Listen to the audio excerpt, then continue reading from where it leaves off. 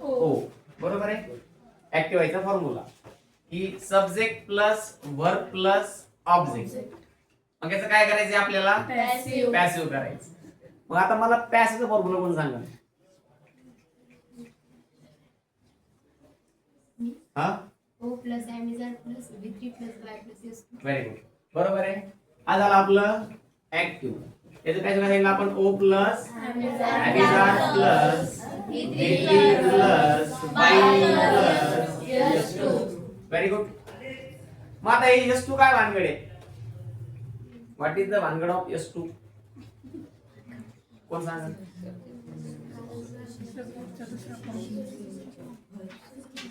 Shakambhari. शाको. S2 म्हणजे काय रे? Sir सब्जेक्टचा दुसरा कसं? सर समजा आय तर बाय मी, हा. सी च शीच बाय हर, दे च बाय देम. Bye them. है ना? बरोबर आहे. मग आपण तुम्हाला लिहू दिलं बघा काय S1 आणि S2 की आय च काय होतं? बाय मी. हिच बाय हिम. सी च बाय हर. दे च बाय देम. लिहू दिलं का आपण? ओके. मग आता आपण एखादं एक्झाम्पल घेतलं सोपं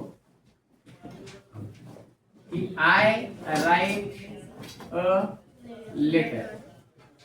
ओके. पेपर आलो तुम्हाला की begin the sentence with a letter. बघा आता पूर्वी कमांड अशी यायची की चेंज द व्हॉइस. काय कमांड यायची? आता कमांड त्यांनी चेंज केली. आता काय येतंय? Begin the sentence with a letter. आता म्हणजे याची कमांडची मराठी मिनिंग काय झाला? अर्थ काय झाला? की वाक्याची सुरुवात ही आपल्याला कशाने करायची आहे? अ लेटर पासून करायची. मग अ लेटर पासून करायची म्हणजेच काय करायचंय? ऑब्जेक्ट पासून करायची. ओके. मग आता हा फॉर्म्युला आपल्या डोळ्यासमोर असा पटकन आला पाहिजे. पण त्याच्यामध्ये 3 हेल्पिंग वर्ब आहेत. कोणकोणते? की एम, इज आणि आर. मग यातलं कुठलं कोणतं कधी वापरायचं हे आपण शिकलेलो आहे. एम कधी, इज कधी आणि आर कधी. बरोबर आहे.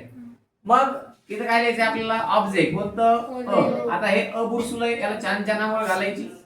म्हणजे काय करायचं? कॅपिटल करायचं है ना? बर.